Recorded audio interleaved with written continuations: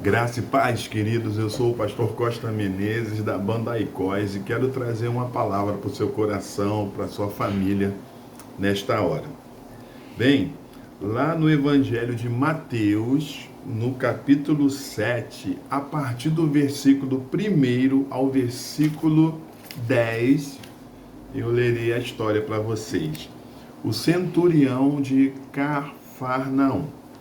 E depois de concluir todos esses discursos perante o povo, entrou em Cafarnaum. E o servo de um certo centurião, a quem este muito amava, estava doente e moribundo.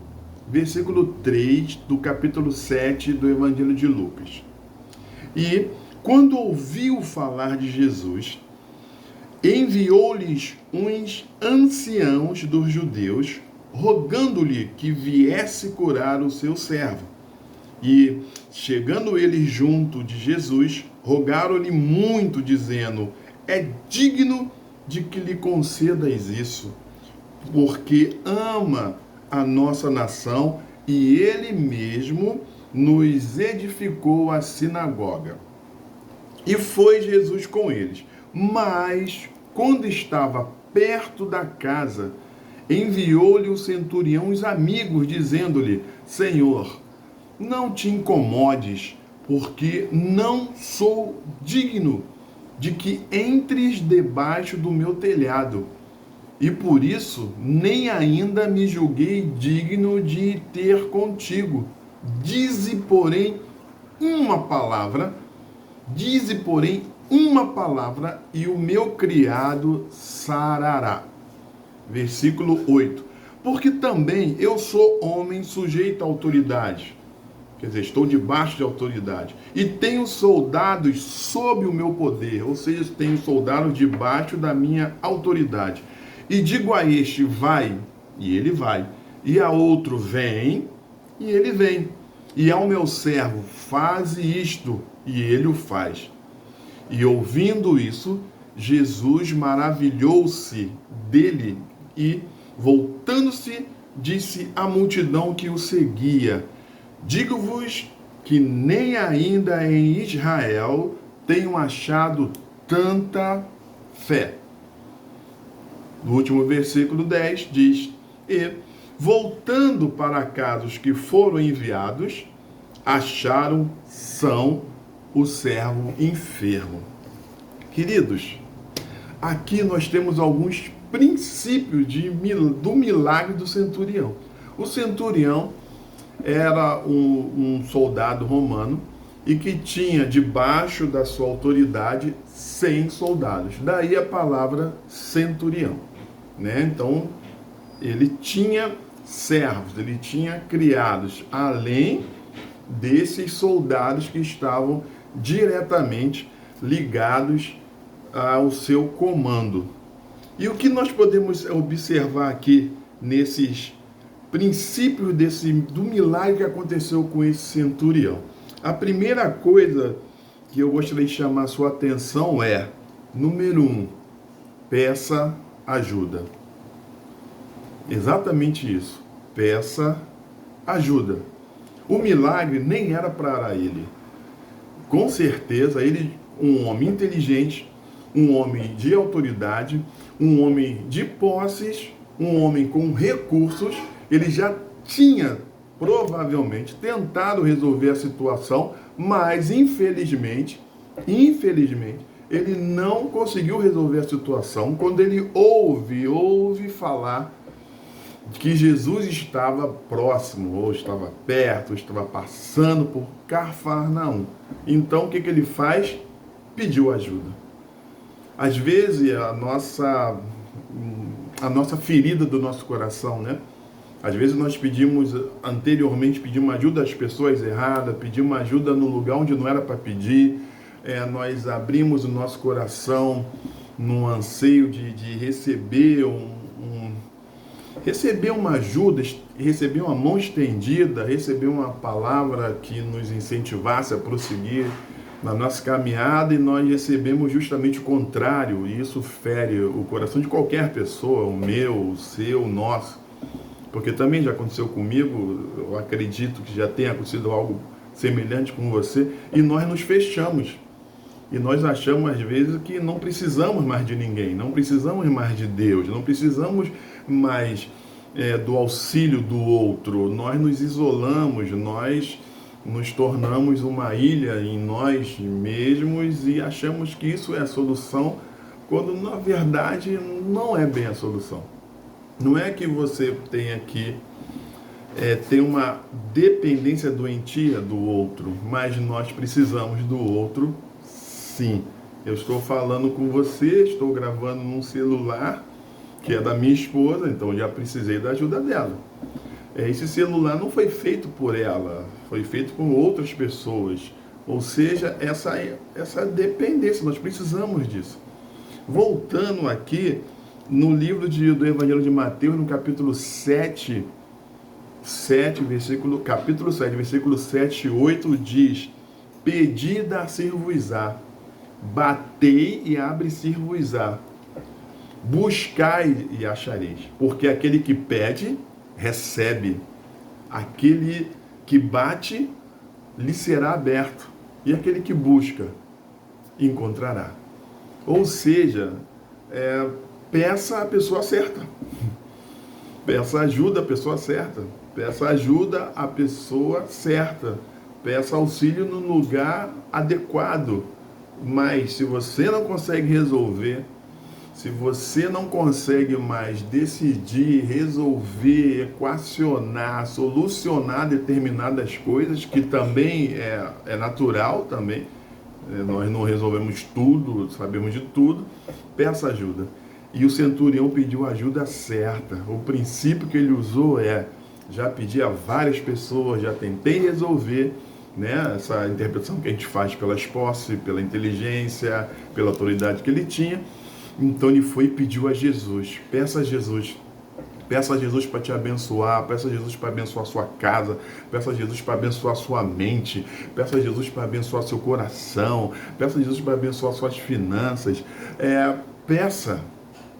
Pedir também demonstra o nosso coração, então peça. Você não está pedindo para que Deus extermine uma outra pessoa, que Deus destrua uma outra família, não é isso. Você está pedindo por causa da sua necessidade. E nesse caso aqui do centurião é algo espetacular, porque ele está clamando, ele está pedindo, ele está implorando, ele está rogando por alguém que não é ele próprio, nem é a família dele, é por uma outra pessoa que lhe é serva. Essa pessoa lhe serve, nem é alguém que está acima dela. Então é espetacular isso. Então, o primeiro princípio do milagre desse centurião é pedir. Então peça a Deus, peça, porque eu acredito que dentro da vontade dele, dentro daquilo que ele sabe que é melhor para você, que é melhor para mim, que é melhor para nossa família, vai acontecer no tempo dele. A segunda coisa que eu quero destacar aqui os servos dele lá chegaram e rogaram, no capítulo 7, versículo 4. E chegando eles, né, essas pessoas que o centurião tinha enviado para Jesus, chegando eles junto de Jesus, rogaram-lhe muito, dizendo: é digno de que lhe concedas isso. É uma coisa interessante. Ele pediu por ajuda, mas não explicou. Aqui não está dizendo no texto que os servos deveriam dizer. Mas o texto demonstra que os servos tinham um apreço, um carinho, um respeito muito grande pelo centurião. Então, se a primeira coisa desse milagre é peça ajuda, sim, peça ajuda.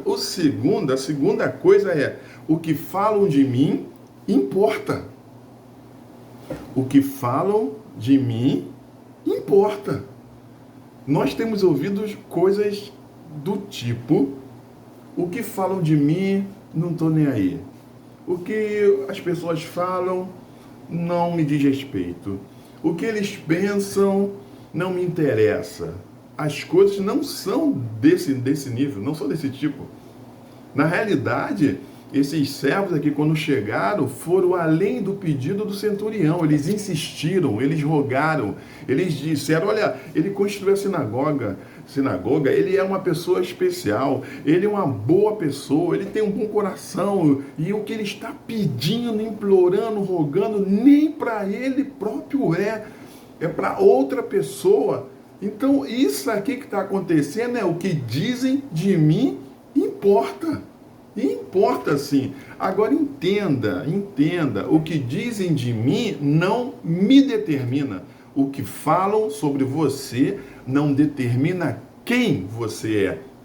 O que dizem sobre a sua vida não vai determinar a sua vida, não vai ordenar a sua vida, mas influencia.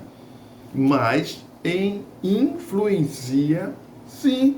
Porque influenciou aqui aquilo que os servos estavam falando. Eu quero ler para você aqui, eu separei também uma história muito interessante, lá no livro de 2 Reis. Tá? Depois você pega lá, confere direitinho, tá bom? No livro de 2 Reis, no capítulo 4, ouça a história. Eliseu aumenta o azeite da viúva. E uma mulher, das mulheres dos filhos dos profetas, clamou a Eliseu, dizendo: o meu marido, teu servo, morreu, e tu sabes que teu servo temia ao Senhor, e veio o credor a levar-me os meus 2 filhos para serem servos. E Eliseu disse: que te hei de eu fazer? Declara-me que é o que tens em casa. E ela disse: tua serva não tem nada, senão a botija de azeite. Então disse Eliseu disse: vai, pede para ti vasos emprestados a todos os teus vizinhos, vasos vazios, não poucos. Então entra e fecha a porta sobre ti e sobre teus filhos, e deita o azeite em todos aqueles vasos, e põe à parte o que estiver cheio. Partiu, pois, dele, a viúva partiu, pois, da presença de Eliseu, fechou a porta sobre si e sobre seus filhos, e eles lhe traziam os vasos, e elas o enchiam. Olha só, partiu, pois, dele, ela saiu, fechou a porta, ela, os filhos fecharam a porta, e eles lhes traziam os vasos. E elas, quem são eles? Eram os vizinhos, eram os amigos, eram as pessoas próximas.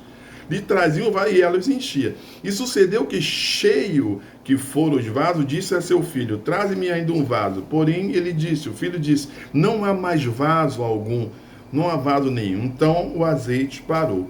Então veio ela e o fez saber ao homem de Deus, e disse ele, o homem de Deus disse, Eliseu disse: vai, vende o azeite, paga a tua dívida, e tu e teus filhos vivei do resto. Por que eu li essa história para vocês? É muito interessante, porque no maior aperto que aquela mulher teve, as pessoas que estavam ao redor dela ajudaram ela, estenderam a mão para ela, auxiliaram-na.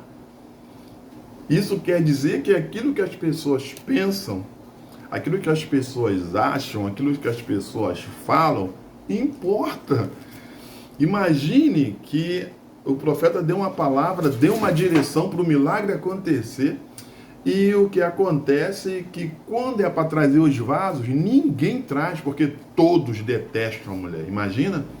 Todas as pessoas detestam aquela mulher. Todas as pessoas, ninguém gosta dela, ninguém fala com ela, ninguém a suporta, ninguém fala um oi. Você considera que essa pessoa seria ajudada? Porque nós acreditamos, nós pensamos muitas vezes que o milagre de Deus é ver uma bola do céu, explode, espalha, parece até aquela bola de aniversário, aí sai aquela montão de farinha para tudo quanto é lado, e as coisas acontecem. Mas se nós percebermos e lermos a maioria dos milagres que Deus faz acontecer, vem por algum canal. Existe um canal do milagre, existe um intermediário, existe alguma coisa ali que vai fazer com que essa bênção flua até a pessoa. E qual o meio, qual o canal usado aqui? foram as pessoas mais próximas a ela, foram os vizinhos. Ela não era detestável, ela não era odiável, ela não era aquela pessoa que ninguém suportava. Nós sabemos que a questão de vizinho é uma coisa complexa, mas espera aí, se todo mundo me odeia, se ninguém fala comigo, se ninguém dá um oi, se ninguém, todo mundo vira a cara para mim, deve ter alguma coisa estranha nessa relação. Precisamos ter relacionamentos sadios. Não é que nós temos relacionamento olhando para nós nos aproveitarmos das outras pessoas. Não é um toma lá da cá. É simplesmente nós precisamos amar as pessoas, respeitar as pessoas, pensar naquilo, não pensar na família do outro como se fosse a nossa e enquadrarmos o outro como se fôssemos nós, alguma coisa desse tipo. Não. É respeitar as pessoas, saber que cada um é cada um tem a fé que quer ter, cada um segue aquilo que quer seguir, seja religiosamente, seja politicamente, seja até sexualmente também. São opções que as pessoas têm. Nós precisamos, nós seguimos alguns princípios. Agora, nós precisamos respeitar as pessoas que não seguem esses princípios, como as pessoas que não seguem esses princípios também nos respeitam. Então precisamos respeitar. Lá no livro de Romanos, capítulo 12, 18, Romanos 12, 18 diz: mas enquanto depender de vós, tende paz com todos. Eu sei que muita coisa às vezes não depende da gente, não depende de mim, não depende de você. Mas enquanto depender de mim, ou enquanto depender de você, enquanto depender de nós, tenhamos paz com todos. Eu sei que é complexa a situação, mas temos paz com todos. Esse é o segundo ponto que acontece aqui na vida do centurião, porque um milagre acontecesse na vida do servo dele que estava terrivelmente enfermo. Ou seja, o que falam de mim importa, não me determina, mas tem lá a sua importância. Terceiro, olha só, eu já falei do primeiro. Quais os princípios do milagre que alcançou o servo do centurião? Número 1, peça ajuda, você não consegue mais sozinho. Não é vergonha, não é demérito, não é nada ruim, você não vai ficar menor do que isso. Você é menor? Não, você vai ser uma pessoa inteligente. Peça ajuda. 2, o que falam de mim, o que falam de você, não nos determina, mas importa. 3, humildade sempre. Humildade sempre. Entenda a sua posição. Isso é muito interessante porque ele diz assim. Deixa eu voltar aqui para Lucas, no capítulo 4, que é o nosso texto básico, aqui nosso texto base. O centurião, ele fala assim, estou lendo o capítulo 7 de Lucas, no 7. E por isso nem ainda me julguei digno de ir ter contigo. Dize, porém, uma palavra e o meu criado sarará. 8. Porque também eu sou homem sujeito à autoridade e tenho soldados sob o meu poder. Olha o que acontece. Humildade sempre. Entenda a sua posição. Nós precisamos entender a posição que nós ocupamos dentro da nossa família, dentro do nosso emprego, dentro da escola, dentro da faculdade, na sociedade, na igreja, no teu centro religioso, na rua, no ônibus. Nós precisamos entender a nossa posição social, nossa posição cultural, nosso posicionamento. Precisamos entender esse mecanismo. E vamos lá comigo. Olha o que o centurião fala. Jesus, eu sei que estou debaixo de autoridade. Ou seja, alguém exerce poder sobre mim, alguém exerce influência sobre mim, alguém determina algumas ações minhas. E eu também sei que existem soldados debaixo dessa minha autoridade, que me obedece, que segue minhas orientações. Enfim, eu estou aqui no meio, eu estou dentro de uma conjuntura hierárquica. Eu estou dentro de uma conjuntura hierárquica, social, militar, e assim, eu considero-me indigno de estar na sua presença. Por isso eu mandei os servos. Humildade sempre. Entenda a sua posição. que isso significa? Humildade não é pobreza, né? Falar, eu estou pobrezinho, eu vou morrer, minha vida não faz mais sentido.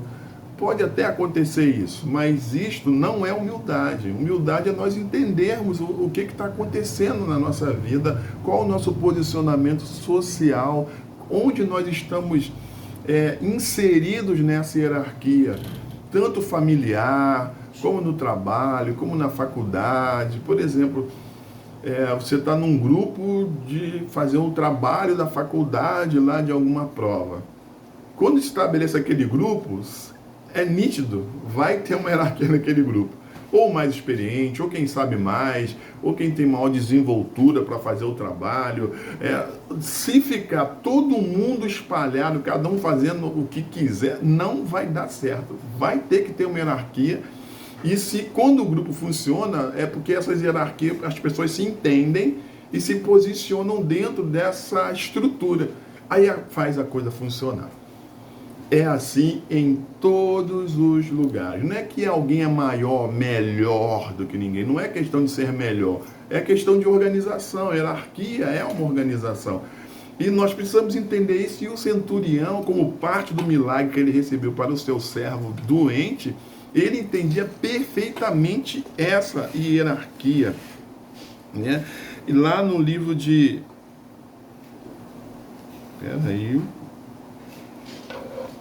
Isso mesmo, Mateus 7,12. Vamos ler, Mateus 7,12. Olha o que diz. Isso aqui está dentro do Sermão da Montanha, né? Está dentro daqueles sermões que Jesus pregou.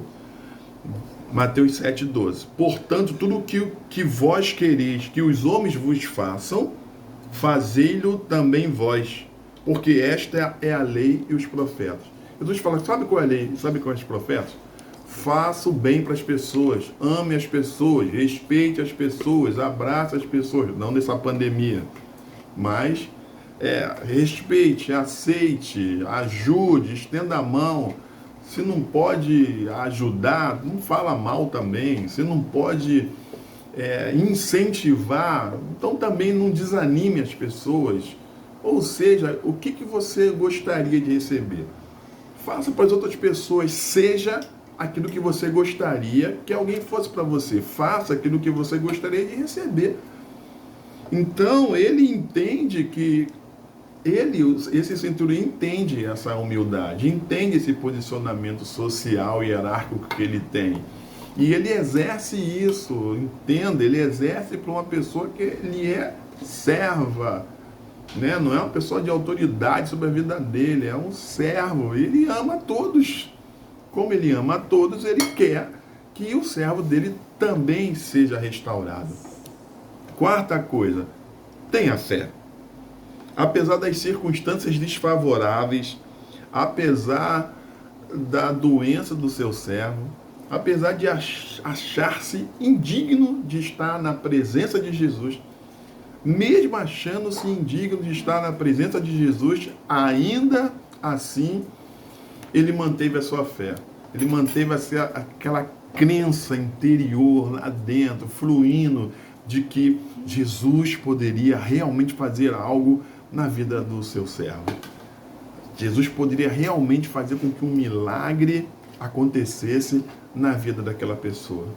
Mas aquela pessoa não era da família dele, aquela pessoa não era um ente querido, não era um filho, não era mãe, não importa, mas era um ser humano, e o ser humano importa. O ser humano importa, independente as situações, decisões, escolhas do ser humano. O ser humano importa. E isso a gente aprende com ele. Ele manteve a fé dele, porque ele sabe que o ser humano importa. E isso é uma das coisas que chamou a atenção de Jesus. Mantenha a sua fé. Lá no livro de Hebreus fala, Hebreus 11, versículo 1, é bem conhecido, né? Hebreus 11, capítulo 1 diz, ora, a fé é o firme fundamento das coisas que se esperam e a prova das coisas que não se veem. Mantenha a sua fé, creia, sabe? Não perca a oportunidade de acreditar. O que nós falamos hoje?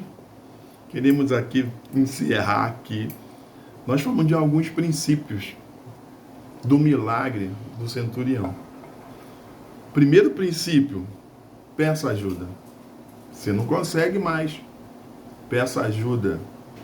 Deus vai te atender.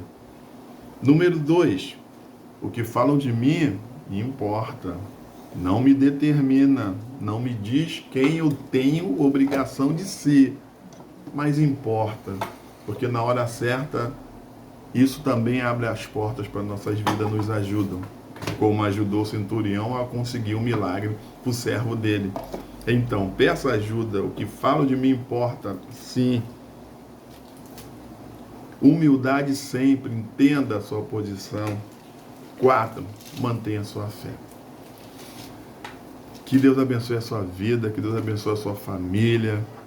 Nós estamos vivendo um período de pandemia, um período muito complexo, um período complicado, um período que muitas pessoas perderam o emprego, além, né, de entes queridos, preciosos também.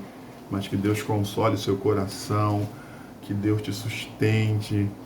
Isso vai passar sim, independentemente a decisões certas ou erradas que podem até prolongar ou antecipar esse período, mas isso vai passar. Você não pode se deixar abater. Eu sei que é complicado, mas eu ainda acredito que Deus te ama, você é uma pessoa muito importante para Deus, a sua família é importante para Deus, e Deus jamais, jamais, em tempo algum, irá nos abandonar. Jamais. Então, que o milagre alcance a tua vida, que a paz, a tranquilidade, que as portas se abram. Se você está desempregado, que as portas de emprego se abram, que a porta do sustento se abra para a sua vida. Que Deus te dê uma inteligência, uma inspiração, que outras pessoas também possam estender a mão e te ajudar, te auxiliar, falar bem de você, para que você possa alcançar os sonhos de Deus que estão no teu coração, na sua vida, e que você, sua casa, sua família, seu filho, seu cônjuge, sua mãe, seu pai, seus vizinhos, seus amigos, seus inimigos até sejam abençoados pelo Senhor Jesus. Que Deus te abençoe, graça e paz.